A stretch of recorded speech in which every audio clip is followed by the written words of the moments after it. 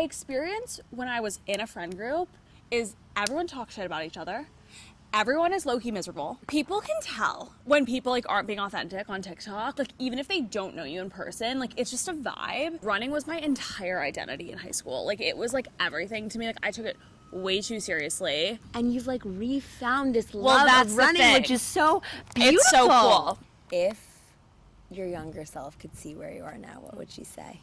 I think that she'd think I was cool and doing cool things, which like makes me really happy. Can you sing for me right now? Okay, well, like, no, I'm not as good anymore. Here with Ella Katz discussing the taller toddlers of it all in Los Angeles, California.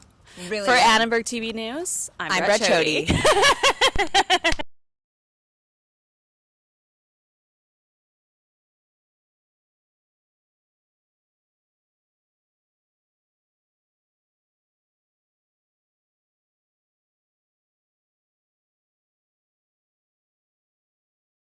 Do I clap? No, but if you want to clap, I think you should clap. No, clap. that's okay. Oh my God. Today I'm having a play date with none other than Brett's Bites. Yay. This is so exciting. I don't think our college selves could even with this. No. Honestly, me either. With you, with me, with this. With the whole thing. If you told our 18-year-old selves in New North, like, they'd be like, wait, were you on the going second on? or third floor? The third. Right. You were on the second. With Hanny Drew. Banani. Yeah, and I was Hannah. a Drew. Yeah. Which is literally where it all started. Yep.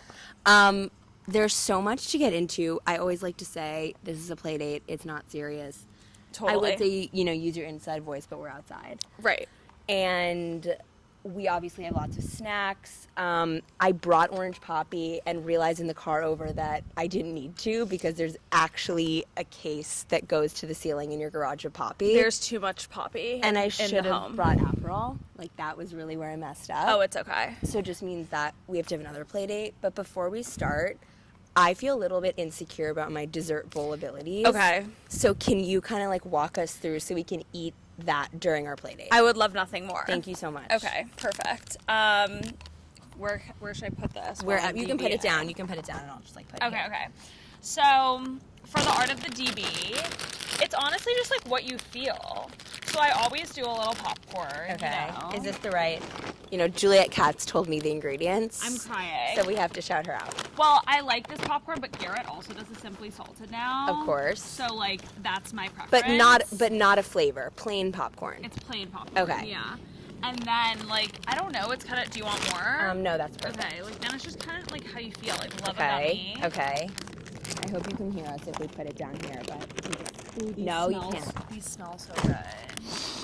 Like yeah. Oh, you know what I love is the Coca-Cola ones. Have you ever had? They're like shaped like Coke, but you like these better. Wait, do mine because I'm trying to hold them out for us. We're multitasking here. We're just gonna do a little bit of gummy bears. Mix it in. Oh my God, that's beautiful. And basically, like, I would make dessert bowls all the time, and then when I made my first TikTok about it, I didn't expect it to like become a thing. Why do you think it became such a thing? I have seriously no fucking idea. Like, I have no idea. We'll do a few of I these. think it's because it's like relatable, and I think there's a culture now on social of like, we're back in like toxic skinny girl TikTok a little bit. Probably not the side of TikTok you're on, but I just think it's like refreshing to be like, wait, yeah, like you want a sweet treat, you don't want to feel like shit after you eat a sweet treat, and this is like so fun and great, and it's like a routine. Yeah. No, exactly. And like I like the sweet and salty of it all. Like I don't really know. I have no idea. I think these may have melted. They totally have melted. So let's just leave this is perfect. This is you, perfect. Do you do like a mix? No, like and then you kind of just like pick. So cheers. like a little like also cheers. Cheers. Okay, I'm gonna give you this back so we can be like super locked in. Perfect. But seriously, Brett, as I chew this amazing M&M, I just have to say that I am so proud of you. Oh my God, thank you. And you are so real. To the people of the internet watching and listening to this playdate, what you see on TikTok is what you get. Yeah. Period, end of sentence. I've known this girl since I was 17. There are very few people online that you can say that about, and I just can't wait to watch you keep going and growing. Oh my God, you're the best. And I just hope you feel it. Thank you. Does it feel real yet? It's definitely like, in the last year, I would say it has felt more and more real, like what I'm building towards and like whatever, because I've wanted this for myself for so long. Yeah.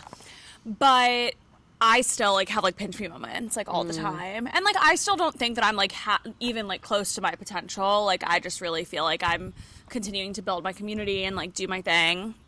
And it's really special being able to, like, connect with all these people. And, like, thank you for, like, putting a testament to that. Like, I am how I am online in real life. Because, like, a lot of people aren't. And I do think, weirdly, people who don't know me in real life can tell.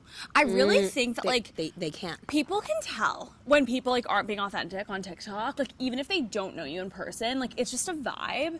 So it's very vindicating to know that, like, that's real. And, like, people can tell that, like... 1,000%. I am who I am. Like, you know what I mean? I also think what comes through the most is that you want to help people. Yeah. It's coming from a place of, like, these are things and experiences and just, like, pieces of advice that, like, I didn't know. Yeah. And I want to help. Whether it's running, whether it's life, whether it's dating, whether it's skin journeys, like... Yes, exactly. And we're here for all of it. Yeah. You know? Yeah. I need to go back because I don't even know if I fully know. Like, I want a full imagery picture of, like, little Brett. What were you like in Lake Forest, Chicago, Illinois? Is it Chicago? I just called it Chicago. It is Chicago. It's the North Shore. It's the North Shore. It's a suburb. You know the people that are like, I'm from Chicago, and then yep.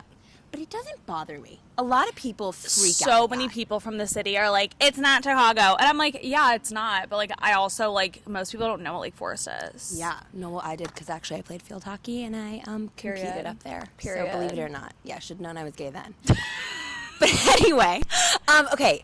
Lake Forest, I want, like, little Brett running around with Mocho and Hannah and Elle. Yeah. What were you like? What were your after-school activities? Were you loud? Were you quiet? What snack did your mom make for you? Like, I want it all. I want it detailed. Okay. I love reminiscing on my childhood. So as a kid, I would say I was very, like, bubbly and, like, extroverted but very well behaved in class. Like, I was, like, not a troublemaker. Like, I was, like, teacher's pet vibes, but like very like nice, like outgoing with everyone, like friends with everyone. Does not surprise me. I was a theater kid, so did I know that? I don't know. I guess not. Is that like open now? Like, do you talk about I talk about it here and there, but it's just so far removed at this point. But I did theater, so basically like my parents put me in like swimming, like soccer, like all the sports when I was little. Both my sisters were swimmers, but I just like nothing resonated with me. It's not that I was bad at all because I am quite athletic. Yes. Oh no, this is an athlete. I'm sitting with an athlete. But for some reason, I just didn't get as into it as Hannah and Elle. And I really liked singing and, like, playing the piano. Can you sing for me right now? Okay, well, like, no, I'm not as good anymore. But, well, like... what if, like, Taylor was listening and you, like, sung some Taylor? Sometimes I'm, like, I can't do it on command, I don't think. Like, it's okay. For another time. For another time. Singing. Did you say piano or did I just Yeah, piano. Whoa. I played piano starting at, like, age, like, 4 or 5. Okay. And... yeah, so they put me in theater. So I did my first musical, I think, when I was in first grade. Do you remember what the musical was? Yeah, it was Little Red Riding Hood. And I played her grandma. And I wore a juicy tracksuit with, color? like... Please say pink. Pink, obviously. And that was, like, my outfit as, like, her grandma. I don't really know why. But anyway, so I was a theater kid. So that was my, like, after school. And...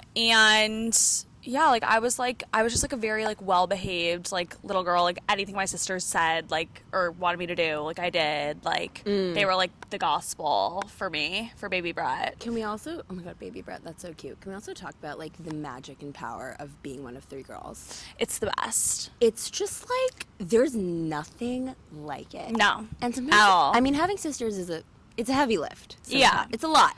We're a lot. Especially, like, for the oldest, I will say.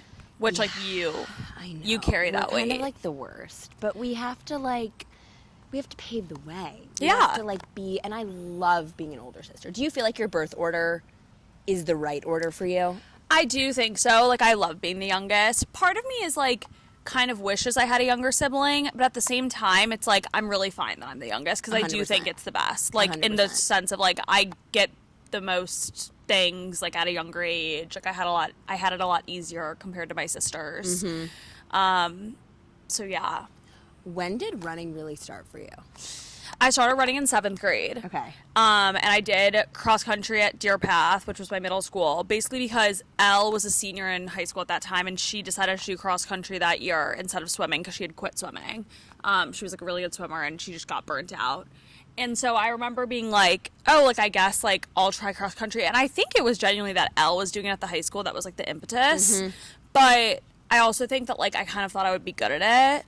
And so, like, 7th and 8th grade, but funny enough, like, I was, like, on the better side of middle school, but I was by no means, like, one of the fastest girls on the team, like, at all. Yeah. And but you still liked it. I still liked it, and I did it 8th grade, too. And then, but it wasn't until my freshman year of high school when I kind of, like, fully, like, developed and got, like, really good. And, like, that season, I, like, wasn't the top runner on the team because we had a really good team that year, but I was, like, up there. And then at state, I came in, like, second on my team, which was, like, a shocker to everyone. Like, everyone was like, what's going on? And then after that, I was, like, pretty much, like, not the number one runner the whole time, but, like, I was, like, pretty much one of the best on the team. And then it's just, like, the rest is history. And then it was, like, college. And then it was college. Which was we're going to run and then we're not going to run. Yeah, exactly. And I want to hear a little bit about that because that was, I mean, I was with you a little bit as you were going through that. Yeah. But I want to hear about, like, the recruitment process and then, like, deciding, okay, you know what, I don't want to be a runner in college. Yeah. So basically, like, I knew I wanted to go D1, like, my, like, junior year, I would say. Well, actually, even before that, my junior year was, like, okay, like, I want to do this, like, whatever. And, by that summer, but that's when I got my first major injury, was my junior year of high school. I got a sacral stress fracture, which is, like, one of the worst that you can get as a female runner. And it was really frustrating, but I was like, you know what, I'm going to train so hard going into my senior year of high school. I'm going to have the best season ever. I'm going to commit to a school, whatever. And I was just, like, really set on, like, running. But, like, running was my entire identity in high school. Like, it was, like, everything to me. Like, I took it way too seriously.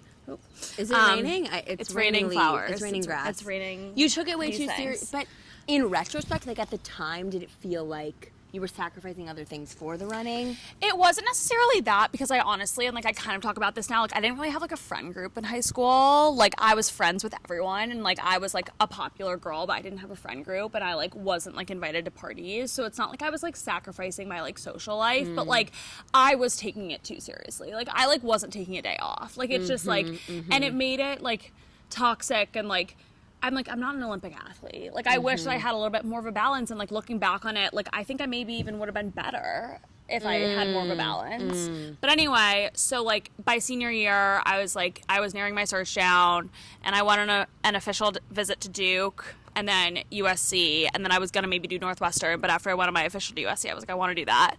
Because I knew that I would be happy there if I were to quit. And I knew the likelihood of quitting was there because, like, being a D1 athlete for all 4 years of college is a really hard thing to do. Like, very few people, even, like, the best of the best, like, make it all 4 years. Yeah. Like, whatever. And so, basically, I also, like, by the time I committed my senior year, I kind of was, like, having, like, feelings of, like, I'm feeling burnt out. And, like, I knew that I was, like, going to go to college for it, and I wanted to do it for, like, a few years, but it was just, like, I had lost a bit of love for it by that point, but I was like, but I want to do this. Like, did this you is judge yourself for the loss of love, or did you accept it?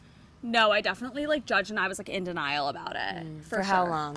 For a while, honestly. And then my senior year track season, I got another injury. I got another sacral stress, or no, not sacral, a stress reaction in my chin. So I couldn't finish senior track season, which was obviously upsetting. Yeah. So then I was like, you know what, like, I'm going to go into summer, going into my freshman year at USC. I'm going to do the training plan my coach said. I'm going to strength train. I'm going to do everything right. Like, I'd put on, like, weight at that point of, like, muscle, like, whatever. And I was doing everything right. And then July, like a month before school started, something hurt, and I went, got an MRI, another sacral stress fracture. Oh, it's like your body was saying, like, my body was saying, like, this isn't working anymore. So then I went to SC. I started on the track team, as you know. Right. I did the athlete backpack. I did team pictures. Oh, I did she the whole did the athlete backpack before she did the Kappa backpack. Yeah, exactly. Yep. And I did the whole 9 yards, but it got to the point where I was, like, nursing this injury, and I also was going to have to choose between, like, being on the track team or rushing. Right. And just, like, having to make all these, like, big decisions. And, like, quite frankly, I do regret, in a sense, just like the culture, or I don't want to knock on the culture of the track team, but I think that if I didn't have to choose rush or track, I would have healed the injury and continued on the team and at least done like a track season. But because I had to choose, I was like, running just is not serving me at this point. And like, I don't want to sacrifice my social life and like all of our friends that we were making. And like, it felt like it would have been a disservice to my college experience to not rush. Totally. Just because of like the social circle we were in. And I don't regret like that decision. I just think that I regret having to make that decision, if that makes sense. Like having like, I regret not being saying forced. You can do both. Yes, Totally. I regret being forced to make the decision because like I was 18. I would have loved to actually compete in the uniform, whatever. But I mean, I had to make a choice, and like at the time, like that was my choice. And so sometimes it's like I would love to compete in the uniform because I saw myself doing that, because I have the uniform, because I'm on the track team. But then there's like the physical injury, the gut feeling of like not right now. Yeah. And you've like refound this love of running, which is so beautiful. It's so cool. Yeah. And that's the thing. So I'm like, everything happens for a reason, because I genuinely think like I quit. I hated it all of college. Like I didn't run all of college. I would go to like Barry's and like that was it. Like I would sometimes do like run walk intervals, and then it was post grad that I really like found the love for it again, and it's been a very beautiful thing, and it's been like an amazing journey to kind of like refall in love with this sport that I never thought that I would like again. You make me want to be a runner. Oh my God, I just have to say that. No, so Brett, funny. like I will run a marathon because you exist. You will. I just will. You will. And I will be so much slower than you. That's okay. But I don't care. A marathon's a marathon, and I tell everyone that. Like, it doesn't matter how fast you do it. I have a lot of questions based on what you just said, but we have to talk about USC for a second. Yes, we need to. What was that? It would be a disservice not to. I don't know. What was that by Lord? Like what? Literally. What? Literally. So, well, here's my question. When people say you went to USC, like, did you like it? Or what is your response? So I do say I loved it. I do say I loved USC. I think that there are things I would maybe do differently, like looking back on it. But I would say I loved it. I mean, I think it's the best school in the country, like hands down. Like I still feel that way. I feel like you don't feel that way based on your reaction. Here's what I think. I think that for creative and career-wise, like for what I want to do, I think for what you want to do, like the best. School. And Southern California, I want to move back, like all these things. I think that socially... Well, I have a lot of things to say about that. I came out with incredible friendships, as did you. Yeah. I think that... Let me just put it this way. When my Juliet was applying to college, she's 7 years younger than me, I basically told her, I don't think you... she did apply, but also didn't really want to go to USC. But I said, I don't think you should go there unless you, like, want to make movies or, like, you know, be a journalist or whatever. Like, I just think that the social energy and competitiveness and Instagram, TikTok, like, I know it's like that at every school, but, like, I think USC is, like, another level. Well, I would often say this. I totally agree. And I also think that our grade was specifically bad. I actually talk about this a lot because my boyfriend, Max, was the grade above. We're talking about next because we love him so much. Yeah, he was the grade above. And then Teak for Teak. Yeah, he was in Teak. He's a Teak president, actually. He was. Which we'll get into. Yep. And then I obviously know a lot of people in the grade below. And, like, they are all fucking friends. They're all friends across frats. I love his They're all grade. friends. I love all those girls. Yeah, like they're the best. They're all friends across like sororities, like, and like for us, our grade, something was weird about it. I actually was just talking about this. I was having a double date with someone else in my grade and like it was a guy who I didn't really know in college, and he totally agreed. Like something was weird about our grade.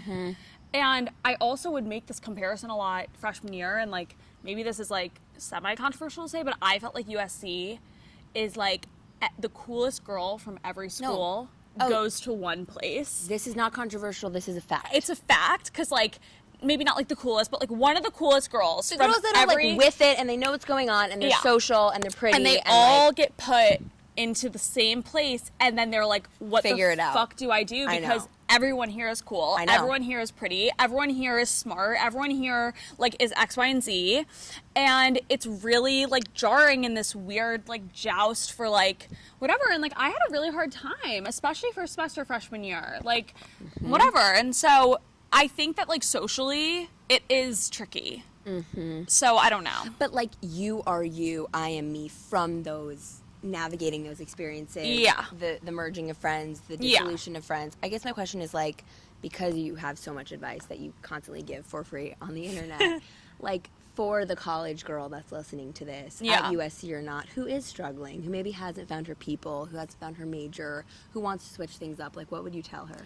I would say, like, give yourself grace, and, like, you don't necessarily need to have everything figured out, and, like, it is so easy to feel like the world is, like, caving in on you. Like, I remember calling my mom, like, I think, like, it was, like, the beginning of October, my freshman year, and, like, I, like, wasn't in the group chat, and I, like, felt, like, ostracized, and, like, I felt lost, and, like, whatever, and, like, I was a month and a half into college, and I felt like the world was ending, and, like, I just wish that I could, like, shake myself and be like, listen, like, it's okay, like, everything's gonna get figured out, like, give yourself grace, and, like, get involved in other things on campus. Like, I wish that I got involved with Annenberg sooner, which was, like, the journalism, like, TV, like, program. Like, I wish I did that sooner. I wish that I, like, made more, like, class friends. Like, by the end of senior year, like, some of my, like, greatest friends were, like, my journalism class friends. 100%. And, like, whatever. And, like, I kind of wish I leaned into those friendships a little bit more earlier on, because, like, class friends are great. And,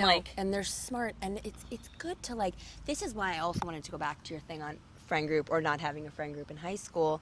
Like, how do you feel about friend groups now? I think they are so overrated.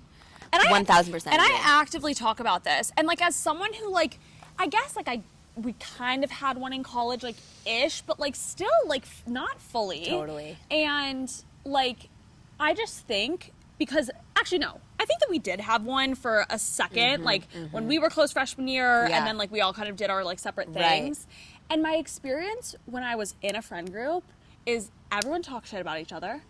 Everyone is low-key miserable. There's all these weird dynamics. Oh, Ella and Brett went without that. It's too much. And it's like, and honestly, like, and, like, also, it's like, for the other friend groups that are great, I've heard the same shit.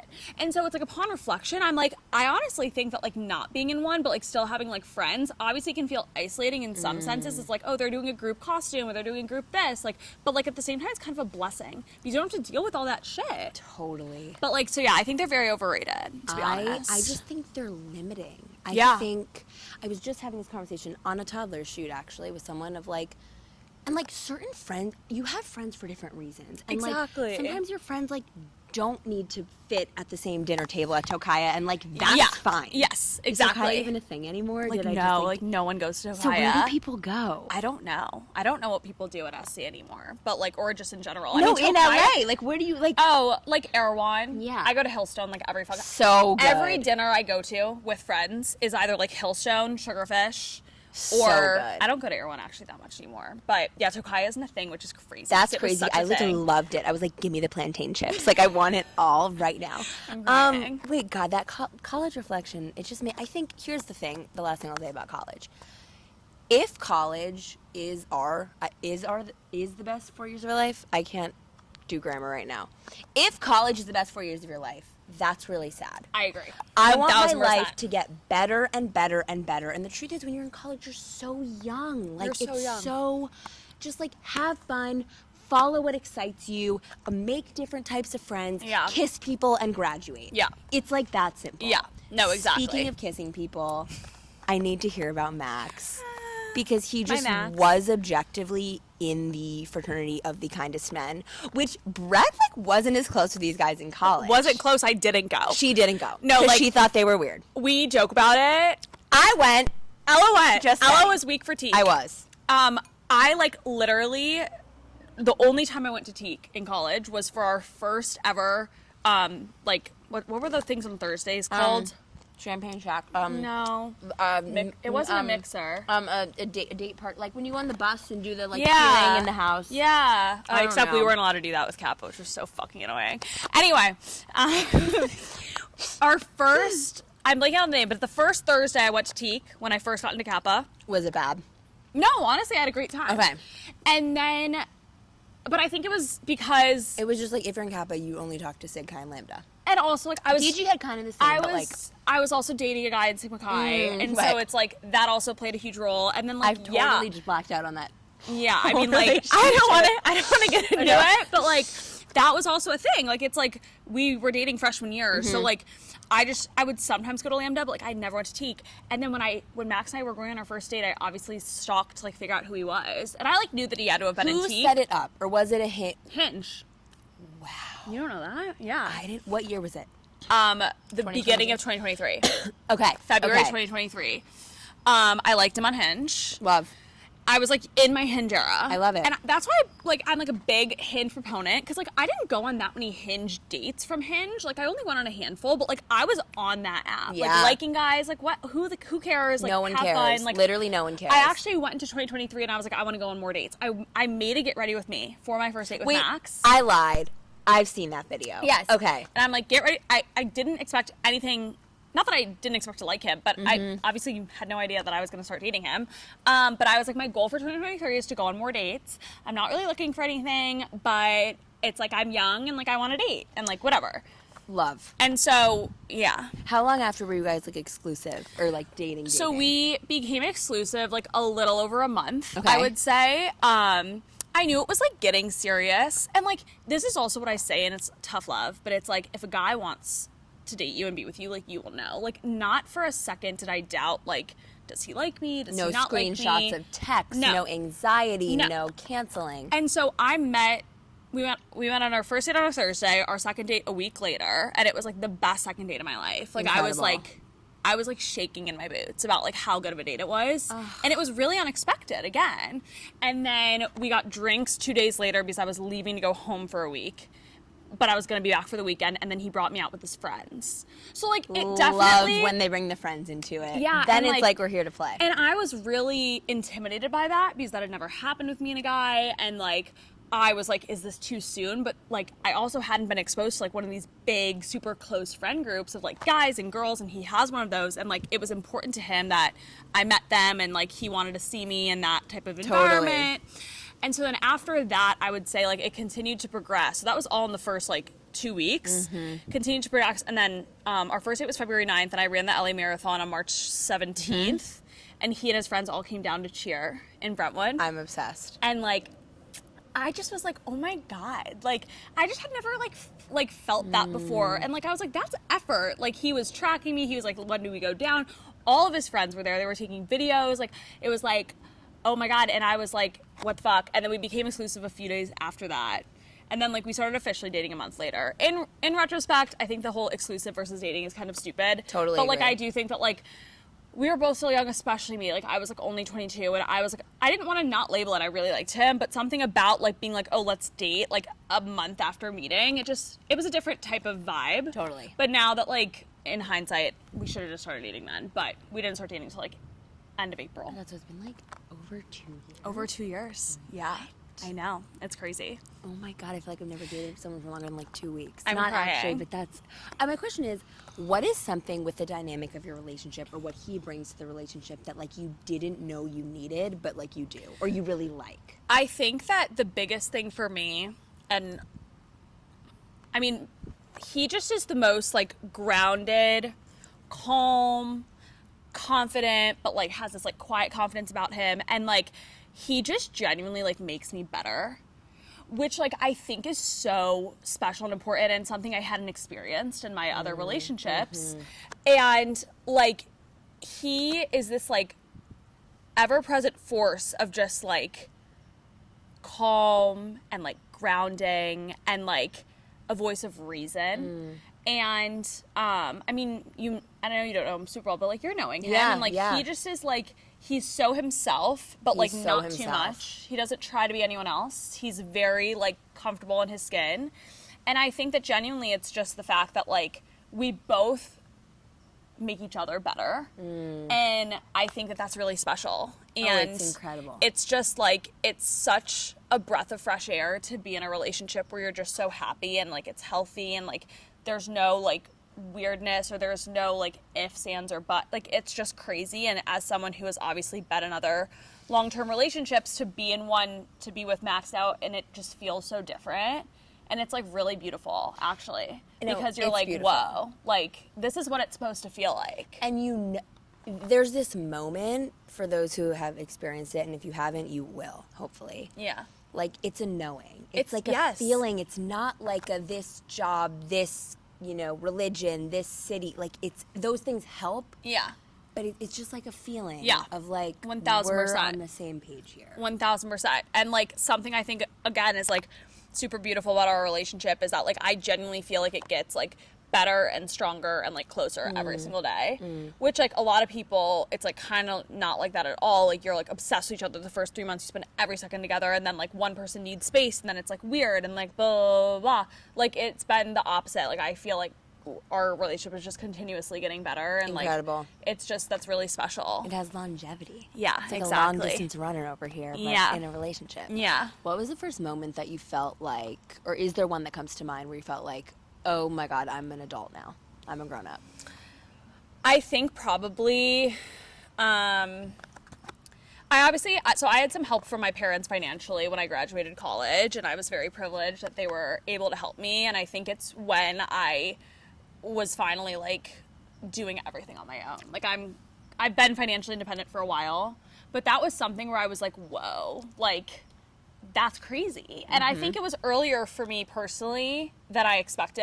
And again, I know that this isn't the case for a lot of people, so I'm speaking from a place of privilege, but it's just the truth. Like, no, but you've worked your butt off. I've worked hard, and like because also like I was my first job, I was making like $20 an hour. Like it was like, it wasn't anything, like I needed their help, quite frankly, and I was lucky that they were able to provide it. But like, yeah, like I turned it around pretty fast, and like I've worked really hard to get to where I am. And I think the fact that I'm completely financially autonomous is like, and I have been for a while, it's a big deal for me, and it feels very adult. And like paying my taxes this year, I was like, wow, I'm adulting like really hard. You're a grown up. Yeah. Like, yeah. And I still feel like so like little, but like we are adults, which is really crazy. It's really weird and scary. With Annenberg, do you feel like what you did in school helped you or directly relates to what you're doing now? 1,000%. And like what parts of it? Yeah. So I went to speak at an Annenberg class. Incredible.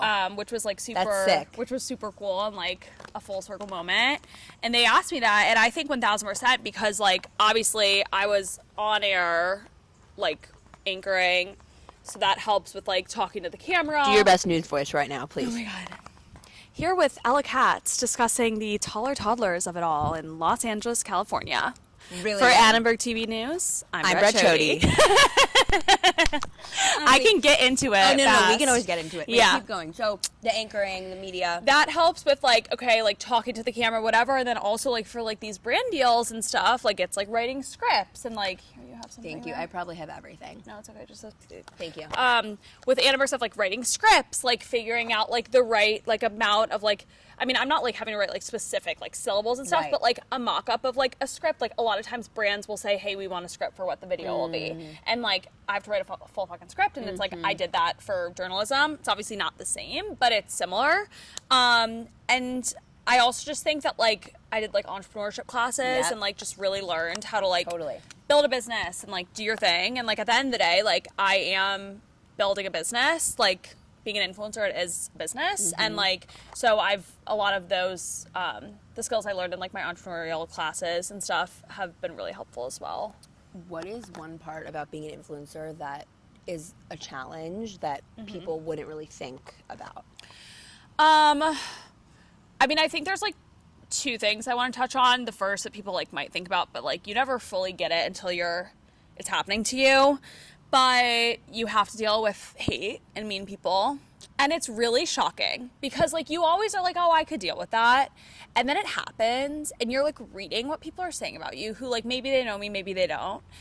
And it's just really, it's really sad, and it's really hard. And, like, I had some, like, really dark times, like, reading what was being said about me on the internet, like, when I was small, too. So I can only imagine what it's like now, but I don't go on that anymore. Yeah. I haven't opened Reddit in over a year, but Reddit is like the new like tabloid, but like even worse. It's horrible. And I mean, like, people comment on my shit, and like a lot of times I'll just like let them comment and like leave it up because it's good engagement.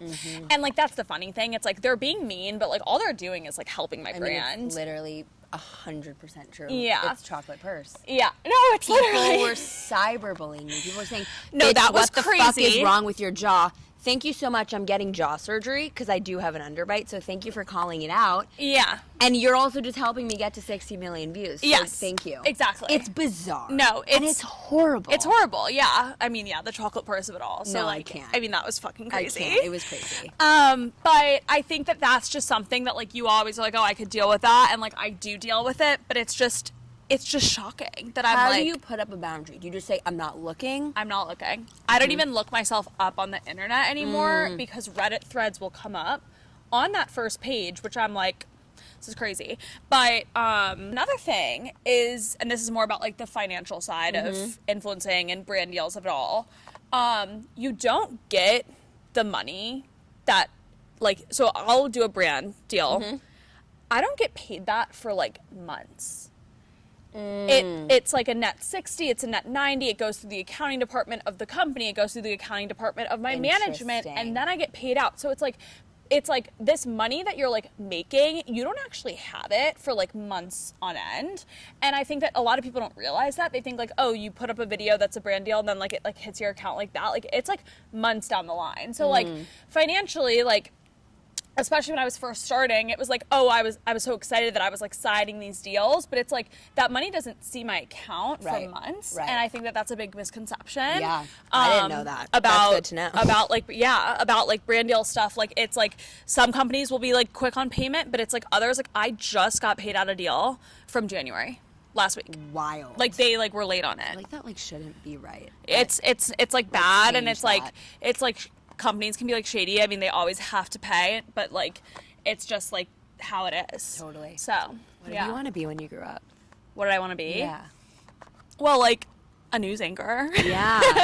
But there's elements of that. There is. In the performance. Yes. In the content. And like I was in a meeting with my agents a few weeks ago, and I was telling them, I was like, the dream is to like let Brett's Bites and like what I'm doing on the internet like lead me back to journalism in some way, shape, or form. Like, because like, listen, I was never gonna go be a newscaster in the middle of nowhere. Like, I have so much respect for them. I have so much respect. You were lucky that you went straight to New York and the hours were still horrendous. I was never gonna go in the middle of nowhere. But like, I was like, I can't do that, and I kind of just like gave up on that like path. But I don't think you gave up. I think you pivoted. I pivoted, but I have a strong feeling that like what I'm doing now, like I'm building towards like somehow getting back to the journalism of it all. So anyway, so like that, but like, I'm claiming that for you. Thank you. I am 100%. I see it. Thank you. And then, but like before that, when I was like super little, like on Broadway, because I was like a theater kid. And you know what? If Katanji can be on Broadway, did you see that? No. What's her face? Katanji Jackson or whatever. I can't speak English today, but yeah, Brown? she was on Broadway. Holy shit. Queen. She made an appearance. So Queen. Yeah, you never know. On Broadway, anything's possible. Yeah, you never know. See you there. What is one part of adulting that we need to normalize, like, immediately? Like, it's relatable. It happens to all of us. But, like, we just, like... I'm thinking. Or it is taboo, whatever. For a while, it was restaurant. Everyone's. But now I'm fine with restaurant. You've mastered it. There's something else, though, and I'm blanking out as to what it is, and I need to think about it. But for, like, something about adulting we need to normalize, I think it's that, like, you don't, like, being messy and, like, I love making a mess. Not being, like, you don't have to be, like, so, like, rigid and, like, blah, blah, blah, blah. Like, my room is a mess. And, like, you know what? It's fine. It's fine. I'm 24. I'll figure it out at some point, but like, it's fine. I don't need to be like the neatest fucking bitch in America all the time. I mean, it's literally why Lola Young, I'm So Messy went viral, because it's like relatable to be messy. Yeah. Another thing I do is when I'm like kind of going through it, or I feel like my life's a mess, I like won't want to socialize. I like won't want to see my friends, and I'm like, no, just show up messy. Yeah. It's relatable. Yeah. No, like it's fine. You know? So okay, what's your word? I need you to think of your word. I don't know. I'm it has something with an EU or something in there, but it's not restaurant, and I'm forgetting what it fucking is. Think of it. I'll think of it. You'll think of it. I'll think of it. You'll text me it. Yeah. We'll yeah. If your younger self could see where you are now, what would she say? I think that she'd think I was cool and doing cool things, which like makes me really happy and proud of myself, honestly. No, and you should be. And if you could tell her, who was, you know, in the track pivot at USC in high school, not getting invited to a party, like what would you tell her? I would tell her that she's doing the right things and she just needs to like keep on her path. And like something I really tell myself, because it was like applicable in running, but it's also applicable in life, is to just like run your race. And like, because that's when I was literally running a race, it was like, if another girl takes it out too fast, don't go with her, like stay on your pace, whatever. But in life, it's like, don't compare. Don't say, I wish I was doing X, Y, and Z. I wish I was in a different friend group. I wish I had not dated this boy. I wish that I, whatever. Like, just know that, like, the path you're on, like, it's in your power to change it, but, like, don't knock yourself and, like, compare and X, Y, and Z. Because, like, you'll end up where you're supposed to be. Totally. I really do believe that. I really do believe it, too. Not that I need to even ask where people can find you, because they already have found you. But plug anything and everything you're working on. My Instagram and TikTok are both at Brett's Bites. And I have a YouTube now. It's also at Brett's Bites. Love. I'm doing like weekly vlogs and then a few other like Q&A videos, and people are really liking the YouTube of it all. Which is YouTube making a comeback? It's making a comeback, 1,000%, and it's really shocking. And I was asked to make YouTube for so long, and I was like, it's so passe. Like, I'm not gonna do it. And I literally, like, people are eating my YouTube up. Like, it's coming back. Like, long form content is coming back. It's coming back. So content and people that you want to spend time with. Did you have hand-me-downs from your sisters? Yes. Did you like them? Like, I loved loved fashion shows. Like, I loved the hand-me-downs for my sisters. I would say though that like they would like wear them in like their high school, and then like I would get them in like 8th grade. So like the pants wouldn't fit me, but like I could like make the shirts work, and then I would wear them for a little, and then like I would like then hand them to like our like housekeeper's daughter, and like she would get my hand-me-downs. It's always, I love hand-me-downs. Yeah, it's me like too. Waste to recycle. Me too. And like honestly, I mean, I don't really get them as much anymore because I don't live with my sisters or near them, but like it's like we still have like a rotating thing of clothes. So Olivia just moved in with me. Oh, shut up! I had this whole fight with her of like, we are gonna have a shared closet. Yeah. She was like, because she kind of has better clothes than me, and she was like, that's fine, but like it's not gonna be called a shared closet. You need to ask my permission and like check it out. I'm crying. Like, okay. That's so fun. You're living together. It's really fun. Oh it's my God. Really, really special. I'm obsessed with that. My last question is, what is one toddler truth you still believe in? Ooh. What's like an example of one? Like, we should have a bedtime, or like a younger kid, like don't raise your voice, or like have the tantrum, like whatever. I think, I mean, I love the bedtime one for sure. You have a bedtime? I feel like you go to bed early. I go to bed early. What time?